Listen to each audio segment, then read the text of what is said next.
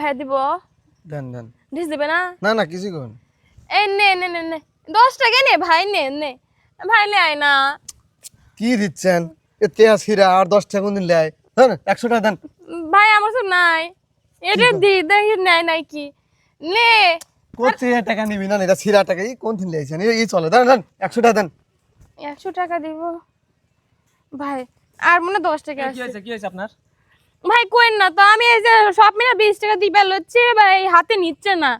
আরে এটা এটা হাতি না তো, এটা সিমেন্ট দিয়ে বানাইছে। আরে আপনি কি পাইছেন? এই মেয়ে 3 টাকা নিচ্ছেন? ধরুন ভাই আপনি কোন দিন আইলেন আবার? এই হাতি দিয়ে চাঁদা উঠাচ্ছেন আপনি। কিরা এই হাতি বানাতে টাকা লাগছে হ্যাঁ?